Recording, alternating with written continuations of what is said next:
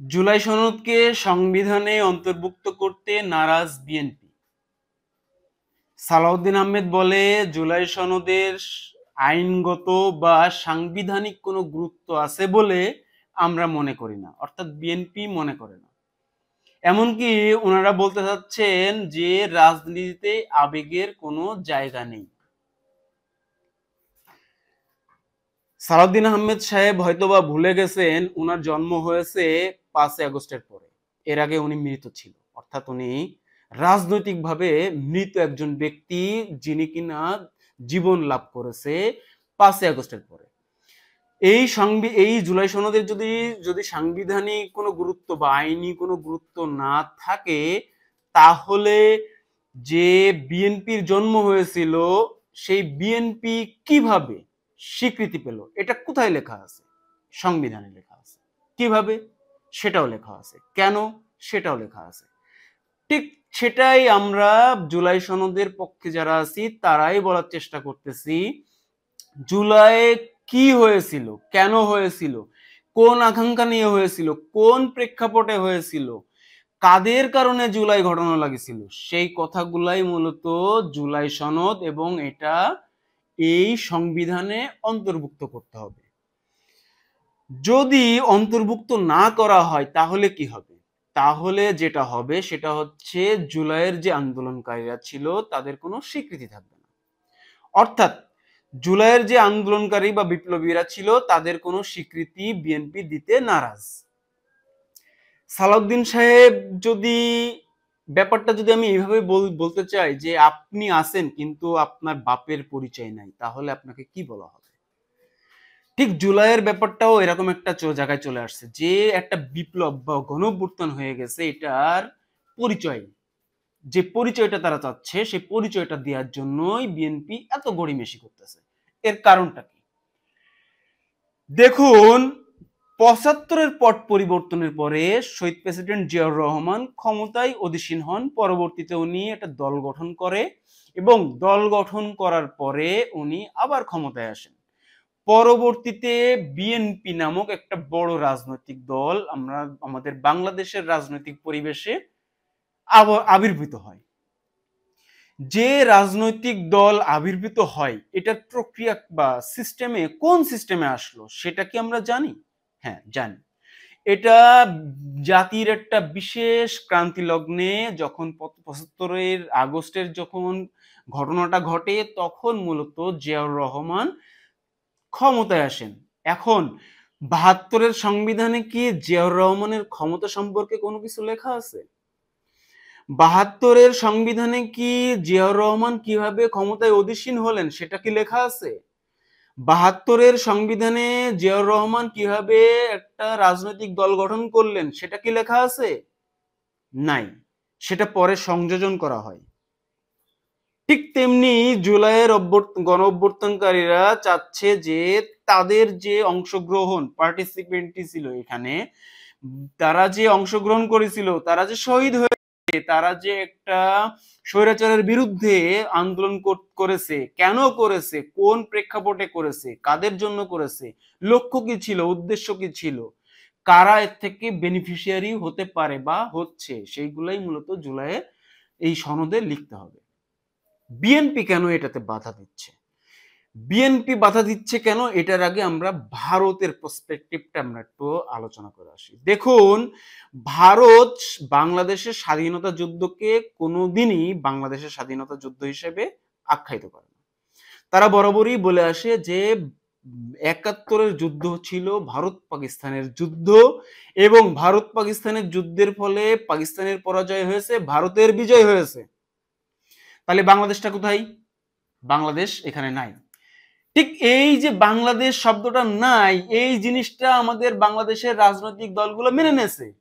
মেনে নিয়েই তারা বাংলাদেশের ভূখণ্ডে রাজনীতি করে, তারা ক্ষমতায় আসে, ক্ষমতা থেকে চলে যায়। যদি ২৪-এর গণঅভ্যুত্থান বা জুলাই প্রোক্লেমেশন যদি জারি করা হয় এবং সেটা সংবিধানে আসে, তাহলে ৭১-এর যে সংবিধান বা ৭২-এর যে সংবিধান, সেই সংবিধানটা মাটি চাপা পড়বে। আর ৭২-এর সংবিধান যখন মাটি চাপা পড়বে তখন সংবিধানটা লেখা হবে নতুন করে। সেখানে বলা হবে পাকিস্তান বাংলাদেশের যুদ্ধ হয়েছিল, সেই যুদ্ধে বাংলাদেশ বিজয় লাভ করেছে। পরবর্তীতে কিছু ভারতীয় এজেন্ট বাংলাদেশে প্রবেশ করে এবং সেই এজেন্টগুলা রাজনৈতিক দলগুলোর ভিতরে প্রবেশ করে বাংলাদেশকে শোষণ এবং নির্যাতনের ভিতরে রাখছিল, তাদের আগ্রাসন বাংলাদেশের জনগণের উপরে বজায় রাখছিল। সেই আগ্রাসনের বিরুদ্ধে যখন বাংলাদেশের জনগণ সোচ্চার হয়, সেই সোচ্চার হওয়ার কারণেই তৈরি হয় জুলাই। সেই জুলাইয়ের যে প্রোক্লেমেশন, সেই প্রোক্লেমেশনটার মূল নীতি কথাটাই হচ্ছে এইটা। তখন যদি জুলাইয়ের প্রোক্লেমেশন বা জুলাইয়ের সনদ হয়, তখন ভারত আর কখনোই বলতে পারবে না যে এটা ভারতের যুদ্ধ ছিল, এটা ভারতের বিজয় ছিল। তখন কোন রাজনৈতিক দলগুলো এই ভারতের কোলে চড়ে বসে বাংলাদেশের ক্ষমতায় অধীসীন হইতে পারবে না। তার মানে বিএনপি এখানে একটা স্পষ্ট ভূমিকা পালন করতেছে, সেটা হচ্ছে ভারতের যে ন্যারেটিভটা রয়েছে সেই ন্যারেটিভ যেন কোনোভাবেই ক্ষতিগ্রস্ত না হয়। যদি ভারতের এই ন্যারেটিভ ক্ষতিগ্রস্ত হয়, তাহলে বাংলাদেশিরা বা বাংলাদেশের জনগণ জয়লাভ করবে। এটা কোনোভাবেই হতে দেওয়া যাবে না। এটা কিন্তু বিএনপির সকল যে রাজনৈতিক দলের যে কর্মীরা আছে বা রাজনৈতিক ব্যক্তিরা আছে, সবার কিন্তু এই মত না। কতিপয় রাজনৈতিক কর্মী মিডিয়ার সামনে হাজির হয়েছে 5 আগস্টের পরে, এবং একের পর এক তারা আবার পিছনে ব্যাকফুটে চলে গেছে। আমরা এরকম অনেক নাম জানি। তারা জনগণের সমালোচনার মুখে আড়াল হতে বাধ্য হয়েছে। বর্তমানে রুমিন ফারহানা এবং এই যে সালাউদ্দিন আহমেদ, ইনারা সোচ্চার এই জুলাইয়ের বিরুদ্ধে। এবং রাজনীতি আবেগের জায়গা না। হ্যাঁ, ঠিক আছে, রাজনীতির আবেগের জায়গা না, কিন্তু জুলাইয়ের আন্দোলন বা জুলাইয়ের সনদের সাথে রাজনীতির সম্পর্কটা কি? এনসিপি যে জুলাইয়ের কিছু আন্দোলনকারী এনসিপি গঠন করেছে, this is different thing. NCP কিছু লোক জুলাইয়ের আন্দোলনে ছিল, তার মানে এই না যে এনসিপি এই জুলাইয়ের অংশীদার না। এনসিপি মোটেও জুলাইয়ের অংশীদার না। ইট ডাজন্ট অ্যাকচুয়ালি, এটা বিএনপির পক্ষ থেকে বারবার বোঝানোর চেষ্টা করা হচ্ছে যে এনসিপি হচ্ছে জুলাইয়ের অংশীদার। আসলে তো না। এনসিপি কি কখনো বলেছে যে আমরা জুলাইয়ের অংশীদার? বলে নাই। তাদের এনসিপিতে যারা জুলাইয়ের আন্দোলনকারী আছে, তারা বারবার ভয়েস রাইজ করতেছে যে জুলাই প্রোক্লেমেশন করতে হবে এবং এটার একটা আইনগত ভিত্তি দিতে হবে, যাতে পরবর্তীতে স্বৈরাচার ফিরে আসে, বা বর্তমান যে রাজনৈতিক দলগুলো আছে তারা যাতে ভবিষ্যতে স্বৈরাচারী না হতে পারে এবং স্বৈরাচার হয়ে যাতে তাদেরকে ফাঁসিতে ঝুলাইতে না পারে, তার জন্যই মূলত এই সনদটা দরকার। 75-এর যে পট পরিবর্তন হয়েছিল, সেই পট পরিবর্তনের পিছনে যারা ছিল তাদের আসলে কোনো স্বীকৃতি ছিল না, যে তাদের কোনো সনদ ছিল না, আইনগত ভিত্তি ছিল না, যার কারণে পরবর্তীতে তাদেরকে ফাঁসিতে ঝুলায়ে মারা হয়, তাদেরকে আইনের আওতায় আনা হয়, তাদেরকে বিচার করা হয়। তারা এখনো অনেকে দেশের থেকে পালায় আছে, সেটা অন্য প্রসঙ্গ, সেই প্রসঙ্গ নিয়ে আমি আলোচনা করতে যাচ্ছি না। তাদের কপালে এগুলো হয়েছে শুধুমাত্র এটার আইনগত কোনো ভিত্তি বা সনদ ছিল না, এই কারণে। ঠিক জুলাইয়ের যে আন্দোলনকারীরা আছে তাদের জন্য যদি এই সনদটা না হয় এবং আইনি যদি কোনো প্রক্রিয়ার মাধ্যমে এটা সংবিধানে যদি অন্তর্ভুক্ত না হয়, তাহলে এদের ভাগ্যেও ঠিক তাই হবে। যদিও 75-এর প্রেক্ষাপট আর জুলাইয়ের যে 24-এর প্রেক্ষাপট, এটা দুই ভিন্ন জিনিস, দুটাকে আমি একসাথে মিলাচ্ছি না, কিন্তু দুইটার যে কনসিকুয়েন্স, কিন্তু দুইটার যে মূল লক্ষ্য সেটা হয়তো বা এক ছিল। দুইটার লক্ষ্যই ছিল ফ্যাসিবাদ কে বিলোপ করা। অর্থাৎ শেখ মুজিবুর রহমান যখন বাকশাল গঠন করে, তারপরেই মূলত বিভিন্ন ধরনের সংঘাত তৈরি হয়, ক্ষোভ তৈরি হয়। সে ক্ষোভের কারণেই মূলত বা ক্ষোভের যে বহিঃপ্রকাশ, তার কারণটা ছিল 75।